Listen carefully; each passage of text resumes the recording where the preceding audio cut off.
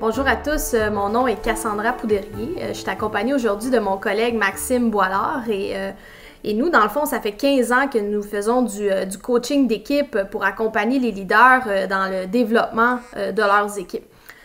Aujourd'hui, on souhaite vous aider à bien commencer une démarche de team building et on croit que pour bien débuter, c'est important de défaire les mythes que nous avons à propos du team building. Donc, Max, est-ce que tu pourrais nous nommer là, les deux grands mythes qu'on retrouve par rapport à c'est quoi un team building?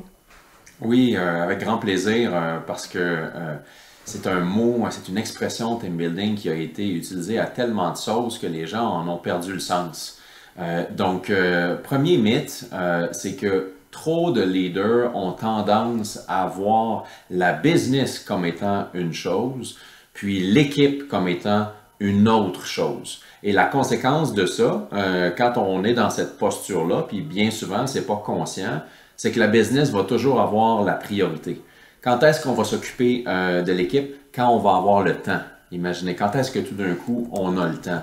Bien, habituellement, c'est dans deux situations, puis on parle de situations extrêmes, c'est-à-dire que on a fait une grosse année ou, tu sais, puis là, c'est le party de Noël qui arrive, fait qu'on va se faire un souper d'équipe, OK?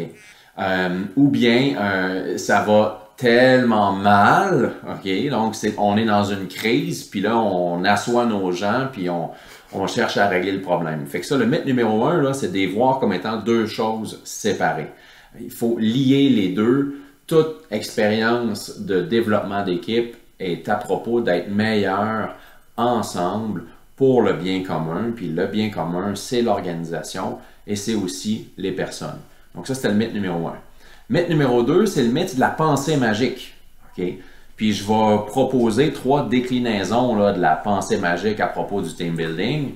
Alors, déclinaison numéro 1, on va faire une activité ludique dans un autre environnement que le travail et dans quelques heures, nous allons transformer une dynamique d'équipe. Okay? C'est vraiment de la pensée magique, gang. Okay?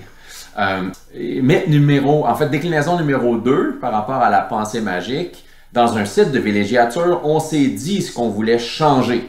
Okay? On était sur le bord d'un lac, là, puis on se l'est dit ce qu'on voulait changer. Ben, de penser que parce qu'on se l'est dit, ça va changer. Désolé, mais ça aussi, c'est de la pensée magique. Troisième déclinaison de la pensée magique, un team building, c'est se dire qu'on s'aime ou c'est se dire des belles choses. Okay? Ça fait du bien sur le coup, mais tu ne transformes pas une dynamique d'équipe parce que tu t'es dit des belles choses.